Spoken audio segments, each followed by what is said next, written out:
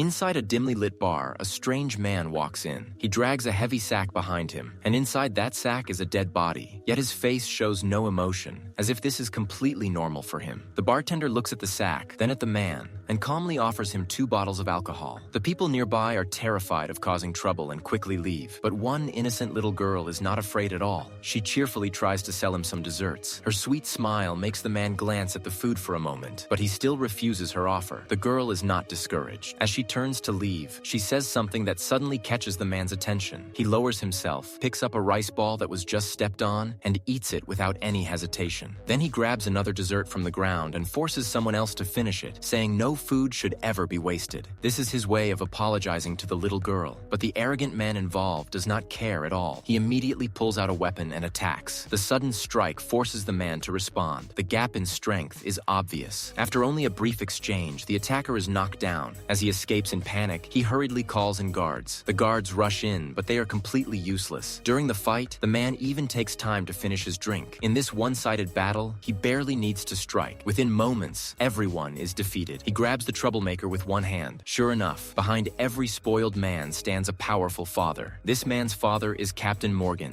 a Navy officer who is far from ordinary. His strange appearance alone shows his twisted nature. Soon, the swordsman is escorted to Morgan. Morgan accuses him of causing trouble in the bar, but he also scolds his own foolish son, nearly sending him away with an axe. Morgan has another goal. The man standing before him is a famous bounty hunter named Zorro. Morgan has long wanted to recruit him, but Zorro refuses to submit. Instead, he chooses punishment. He is tied up in the public square and left under the burning sun for 7 days and 7 nights. At the same time, his 3 swords are taken away. Just when Zorro is close to collapsing from the heat, a chance appears. In the corner, a man wearing a straw hat sneaks in. He crawls out from the sewer, and it quickly becomes clear that his way of thinking is very unusual. Zorro feels slightly disappointed at first, but he underestimates this man's enthusiasm. His name is Luffy. His biggest dream is to become the Pirate King. He came here to steal a Grand Line map. Earlier at the bar, Luffy noticed Zorro. Zorro's kindness toward the little girl left a strong impression on him, and because Luffy naturally loves getting involved, he decides to help Zorro, whether Zorro wants it or not. He frees Zorro from his restraints and even invites him to become his partner before leaving. But Zorro still has something more important to do. He must retrieve his swords from Morgan's foolish son, Helmeppo. Helmeppo is busy dreaming about becoming a great swordsman, completely unaware of danger. When Zorro suddenly appears, fear floods his body and freezes him in place. Zorro sees no threat in him and does not kill him. He takes back his weapons and leaves immediately. Outside, Luffy has already started fighting the Navy. At first, Zorro wants no part of this chaos.